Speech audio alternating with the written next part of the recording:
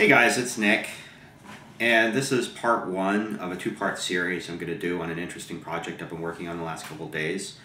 First of all, motivation.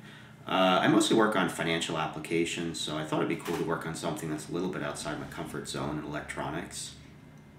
I don't have a background in EE or anything, but you know, we're in 2012, you can go on the internet.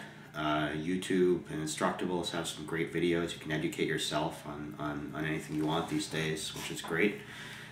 We have an autistic child, so a lot of parents may wonder or worry, you know, when their child comes home, do they start their homework? Is everything okay? Well, we're just worried if our child made it home, he doesn't have typical skills of a child his age.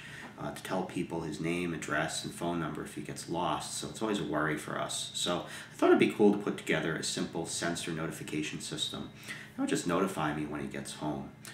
So we're going to use a popular technology you may be familiar with. It's called RFID, or radio frequency identification. This is a popular hobbyist RFID reader. It's by Innovations. It's called the ID20.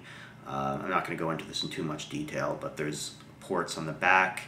If you want to extend the antenna or hook it up to other components like LEDs and things, that's all available on this chip. The range is approximately 2 to 3 inches, which is actually pretty good. It's got a built-in antenna, and that's about average for this for RFID. The chip.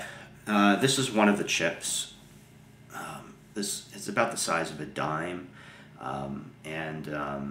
this is actually what we're going to use to do this project. This is going to sit on a child's shoe, so this should be obvious, but if your door opens from left to right like mine does, the reader is going to go on the left-hand side of the door on the bottom, and the chip is going to go on the left shoe on the left side, you know, just so you can get that contact.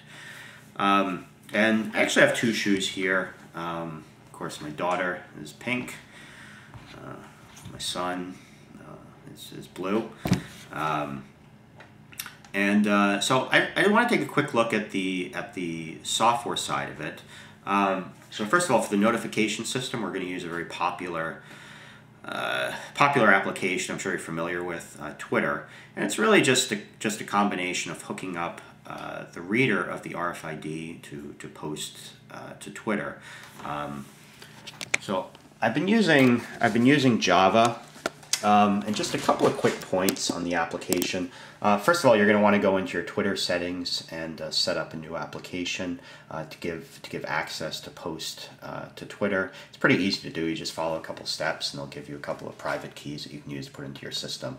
On the software side, there's really 2 libraries. So one is the Twitter API. I'm using Twitter4j, which is a pretty common Java client API. And for the serial port communication, Java no longer supports this, but you can go to the RxTX website and download an open source serial communication module, and that'll work just fine. So let's give it a whirl. Here's the server running. Again, this is part 1 of the series, so this is an entire software solution. The downside of this is that you will need a computer or laptop with your RFID reader next to it. So when I do part 2, I'm actually going to show you how I do it with an entire hardware-based solution with a microcontroller. I'm going to use Arduino, which is a very popular open source microcontroller system, to do that.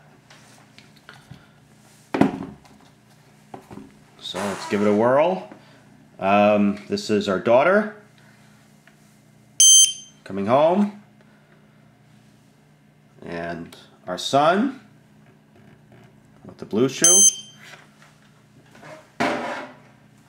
And let's go back to Twitter.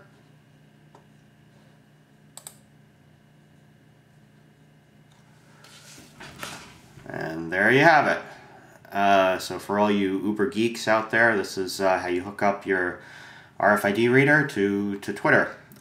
Stay tuned for part 2.